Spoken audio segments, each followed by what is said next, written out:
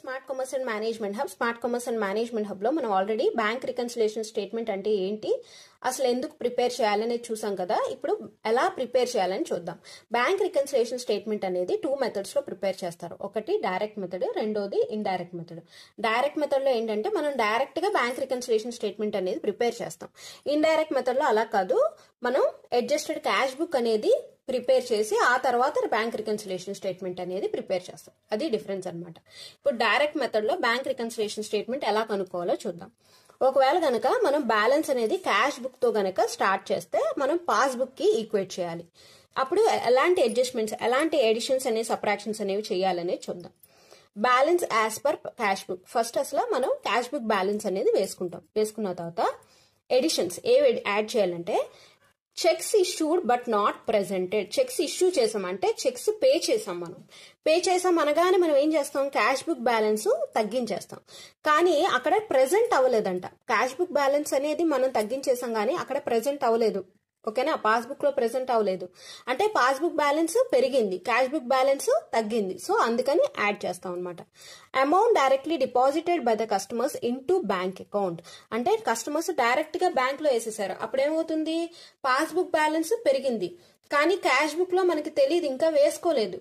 కాబట్టి మనం కూడా క్యాష్ బుక్ అనేది ఇప్పుడు పెంచాలి కాబట్టి యాడ్ చేయాలి. Bank interested credited by bank. అంటే బ్యాంక్ ఇంట్రెస్ట్ బ్యాంక్ క్రెడిట్ చేసేసింది. బ్యాంక్ క్రెడిట్ చేసిందంటే మన పాస్బుక్ బ్యాలెన్స్ పెరిగింది, మనకి క్యాష్ బుక్ లో తెలియదు కాబట్టి మనం యాడ్ చేసుకోవాలి. తర్వాత wrong credit entries made by the bank. Credit entries అనేవి రాంగ్ గా పే చేసింది. చేయటం వల్ల ఏమవుతుంది, మనకి రాంగ్ గా చేయడం వల్ల పాస్బుక్ బ్యాలెన్స్ పెరిగింది, మనం కూడా క్యాష్ బుక్ బ్యాలెన్స్ పెంచాలి కాబట్టి యాడ్ చేసుకుంటాం. లెస్ ఏం చేస్తాము అంటే, cheques deposited but not yet collected. Cheques deposit చేసామంట కానీ ఇంకా కలెక్ట్ అవ్వాలి. చెక్స్ డిపాజిట్ చేయగానే మనం ఏం చేస్తాం, క్యాష్ బుక్ లో యాడ్ చేసేసుకుంటాం, డిపాజిట్ చేసాం అమౌంట్ అని.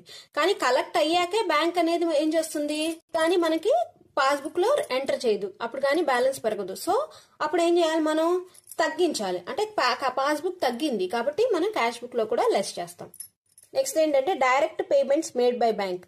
బ్యాంక్ అనేది పేమెంట్స్ చేసింది, చేసినప్పుడు ఏంటుంది, బ్యాలెన్స్ అనేది పాస్బుక్ బ్యాలెన్స్ తగ్గింది కాబట్టి మనం కూడా ఇక్కడ క్యాష్ బుక్ బ్యాలెన్స్ తగ్గించాలి. సో లెస్ చేస్తాము. Bank charges penalties. Bank charges pay చేసింది, బ్యాంక్ చార్జెస్ అయ్యేటప్పుడు మనకి పాస్బుక్ బ్యాలెన్స్ తగ్గింది కాబట్టి మనం క్యాష్ బుక్ బ్యాలెన్స్ కూడా తగ్గించాలి. ఎందుకు ఇక్కడ అన్ని చేస్తున్నాము అంటే, మనం క్యాష్ బుక్ ని పాస్బుక్ తో ఈక్వేట్ చేస్తున్నాం. ఓకేనా, అందుకే రికన్సిల్ అంటే ఈక్వేట్ చేస్తున్నాం.